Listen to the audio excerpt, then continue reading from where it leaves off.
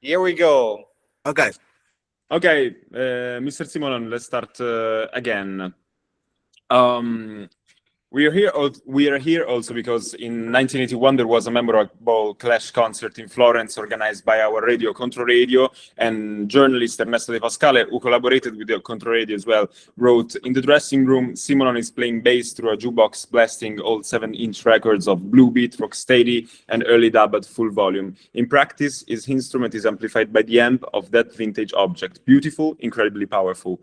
What do you remember about that experience, that concert in Florence, and that moment backstage, if you remember it?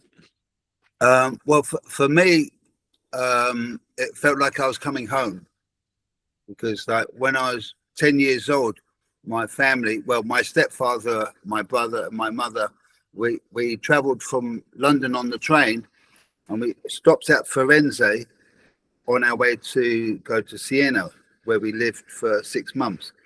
But when we arrived in Florence, we got off the train, we went to a restaurant, and we had some fine Italian food, and my mum said, "Oh, Italian boys were allowed to drink wine," but she didn't realize you're supposed to add water.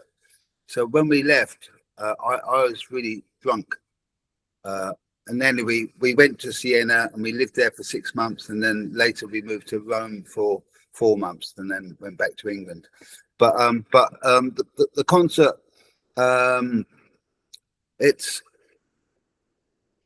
I would say, as this is really important, it did feel like coming home. So I felt like, hey, my family's here. So, yeah, no, people were enthusiastic, and it was just nice to sort of be in Italy again.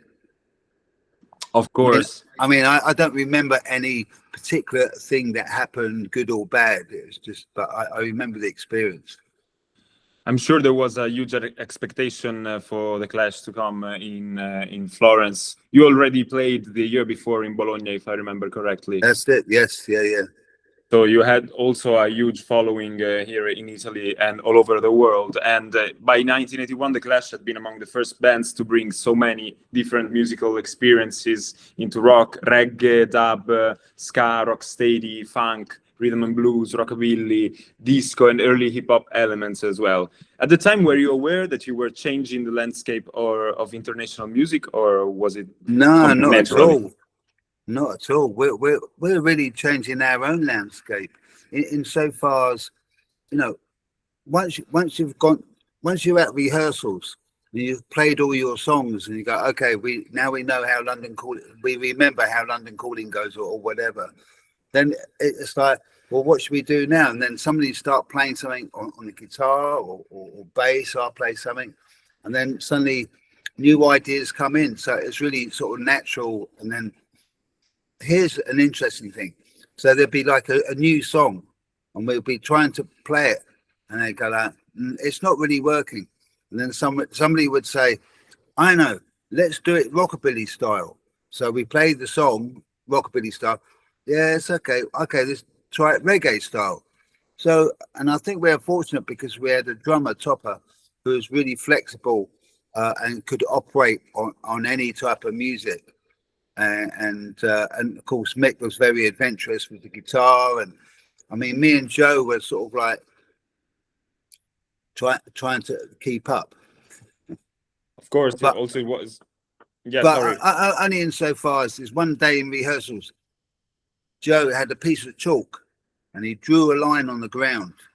He said, and on one side was me and Joe, and on the other side was Topper and Mick. He said, on that side is the musicians, on this side is the entertainers. I'm going, oh, okay, that's good. But, you know, it was very instinctive. It was just sort of like just searching for, just playing and searching stuff without any, well, we must do hip hop or we must do this. It's very natural. Everyone had a different influence to bring to the table. But and also it was also one of the main thing from the Royal Exchange itself, no? Because one of the reasons why we wanted the most with SUPERDUPER to bring this experience, because the Royal Exchange is not only a pub, is not only a night that is happening, but is an experience.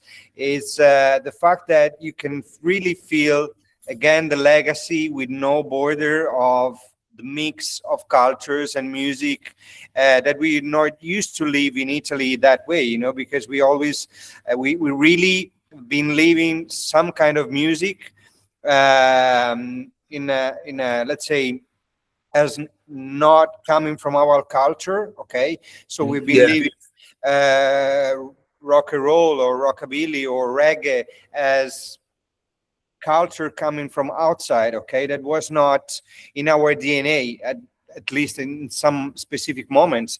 And so we always been really so much leaving the genre and the segmentation, you know, that comes along.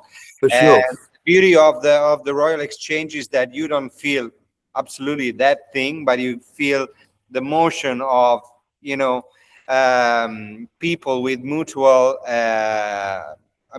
interests and love for music, you know, just giving the best. Yeah, well, you have 5 DJs or 6 DJs. Well, actually, maybe this time we've got 7.